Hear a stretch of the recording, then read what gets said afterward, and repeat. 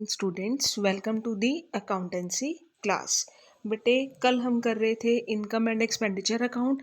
कल मैंने आपको उसका मीनिंग बताया था, हमने उसके फीचर्स करे थे और उसका फॉर्मेट करा था कि किस तरह से income and expenditure account prepare किया जाता है। ठीक है, आज हम उसकी एक एग्जांपल करेंगे कि किस तरह से उसकी अमाउंट्स जो हैं वो हम इनकम एंड एक्सपेंडिचर अकाउंट के अंदर ट्रांसफ़र करते हैं। ठीक है, तो एग्जाम्पल नंबर 4 है, from the following information prepare income and expenditure account. आपको इन्फॉर्मेशन गिवन है बेटा, उसके बेसिस पे हमने क्या बनाना है, इनकम एंड एक्सपेंडिचर अकाउंट। ठीक है, फर्स्ट क्या है बेटा, fees collected including ₹80,000 for the previous year. बेटा आपको फीस कलेक्टेड कितनी गिवन है, 3,80,000, जिसके अंदर 80,000 जो है ना वो प्रीवियस ईयर का है, और नीचे गिवन है fees outstanding for the year. ठीक है, वो कितनी है, 10,000।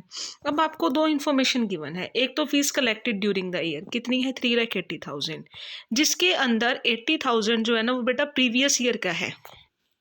मीन्स प्रीवियस ईयर की अमाउंट इस ईयर रिसीव हो रही है स्टार्टिंग में, तो मतलब आउटस्टैंडिंग इन द बिगनिंग।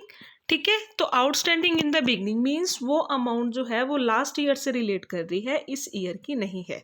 और मैंने आपको बेटा पहले ही बताया था कि इनकम एंड एक्सपेंडिचर अकाउंट के अंदर ओनली करंट ईयर की आइटम्स आती हैं, प्रीवियस ईयर की या नेक्स्ट ईयर की आइटम्स हम कंसिडर नहीं करते।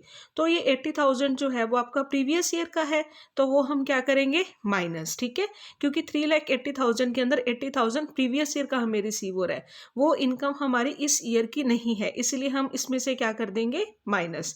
और एक fees outstanding for the year given है आपको 10,000, मीन्स ये अमाउंट जो है वो आपकी इसी ईयर की है जो अभी तक आपको रिसीव नहीं हुई है, तो इसी ईयर की ना, करंट ईयर की है, तो हम इसे क्या करेंगे, प्लस करेंगे।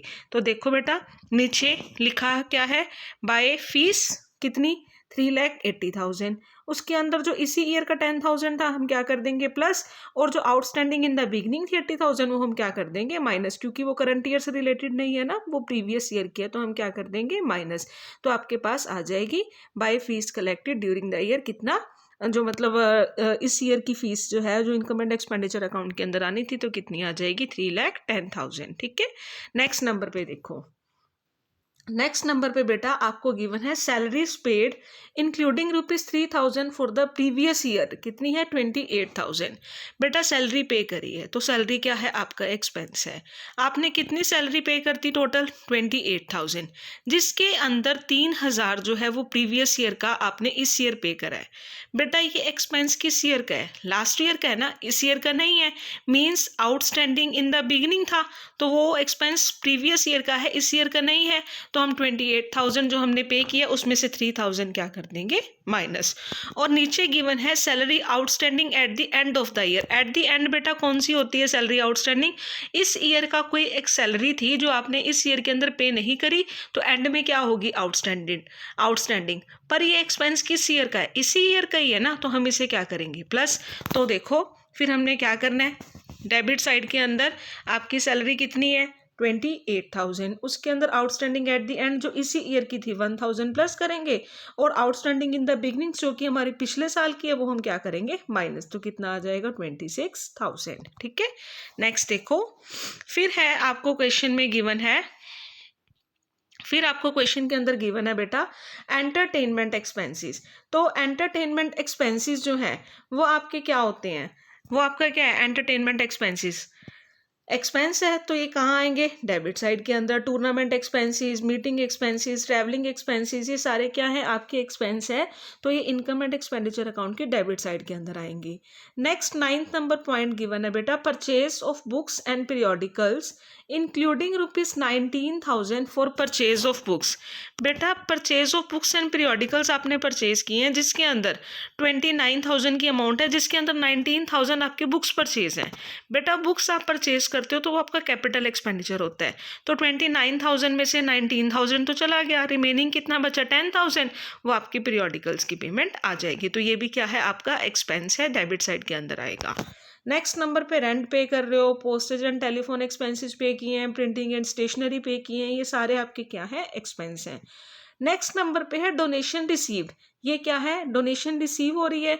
डोनेशन के साथ बेटा कुछ नहीं लिखा हुआ कि ये किसी पर्टिकुलर चीज़ के रिगार्डिंग है या नहीं, तो कुछ नहीं है तो मीन्स ये जनरल डोनेशन है और ये इनकम एंड एक्सपेंडिचर अकाउंट की क्रेडिट साइड के अंदर आएंगी। इनकम साइड में कितना, 20,000। ठीक है, तो देखो हमने सारे के सारे एक्सपेंस भी डाल दिए।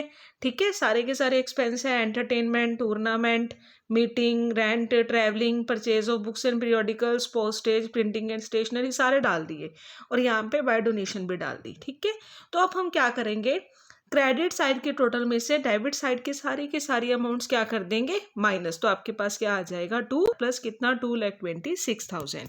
आपने क्या करना है, डेबिट साइड का टोटल अलग करना है, क्रेडिट साइड का अलग करना है, देखना है विच साइड इज ग्रेटर। ठीक है, अगर क्रेडिट साइड ज़्यादा है तो 2 सरप्लस आ जाएगा, अगर डेबिट साइड ज़्यादा है तो बाय डेफिसिट आ जाएगा।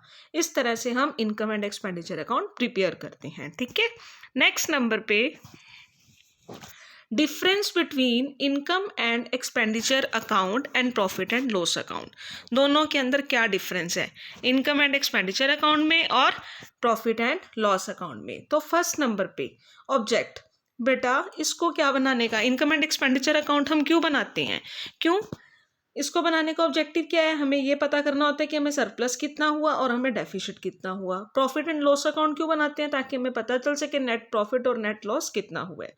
Prepared by, income and expenditure कौन बनाता है, एनपीओज बनाती हैं। प्रॉफिट एंड लॉस कौन बनाता है, बिजनेस एंटरप्राइजेज बनाते हैं। Method, income and expenditure account जो है कैसे बनाया जाता है, ये रिसीप्ट एंड पेमेंट अकाउंट से बनता है। ठीक है, और प्रॉफिट एंड लॉस अकाउंट किससे बनता है, ट्रायल बैलेंस से। बैलेंस, बेटा इनकम एंड एक्सपेंडिचर अकाउंट का बैलेंस क्या आता है, या तो सरप्लस या deficit. Profit and loss account का बैलेंस क्या आता है, नेट प्रॉफिट या फिर नेट लॉस। ठीक है, तो इस तरह से ये था इनके बीच के अंदर डिफरेंस। नेक्स्ट नंबर पे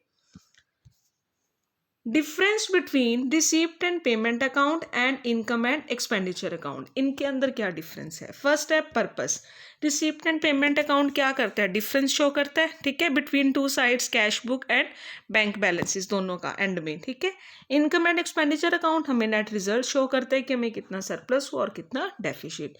nature, receipt and payment account real account है, इनकम एंड एक्सपेंडिचर अकाउंट बेटा हमने पहले डिस्कस किया था, नॉमिनल अकाउंट है। Form, receipt and payment account की डेबिट साइड आपकी रिसीप्ट साइड होती है, क्रेडिट साइड आपकी पेमेंट साइड होती है।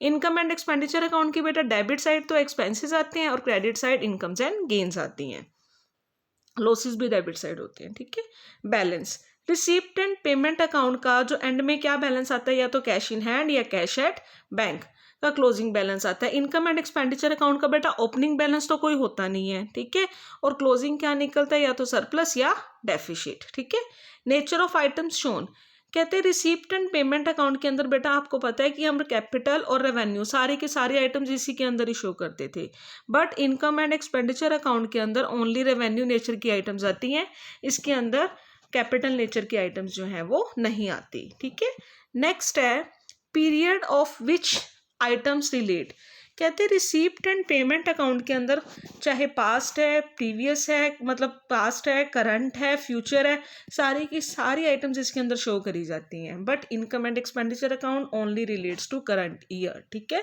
एडजस्टमेंट, बेटा रिसीप्ट एंड पेमेंट अकाउंट के अंदर ओनली कैश सिस्टम है तो इसके अंदर कोई एडजस्टमेंट नहीं करनी होती, बट जो आपका इनकम एंड एक्सपेंडिचर अकाउंट है वो एक्रूअल सिस्टम ऑफ अकाउंटिंग को फॉलो करता है। इसके अंदर हम prepaid, outstanding, accrued, received in advance सारी की सारी एडजस्टमेंट करते हैं। डेप्रिसिएशन, बेटा रिसीप्ट एंड पेमेंट अकाउंट के अंदर नॉन कैश आइटम से तो डील ही नहीं करता, सो डेप्रिसिएशन शो नहीं करी जाती, but income and expenditure account के अंदर नॉन कैश आइटम्स आती हैं तो इसके अंदर डेप्रिसिएशन शो होती है। तो ये था difference between receipt and payment account and income and expenditure account. तो कल हम करेंगे बेटा, कल का हमारा टॉपिक रहेगा बैलेंस शीट, तो कल हम बैलेंस शीट के बारे में डिस्कस करेंगे। सो आज के लिए बेटे इतना ही। So thank you students, good bye.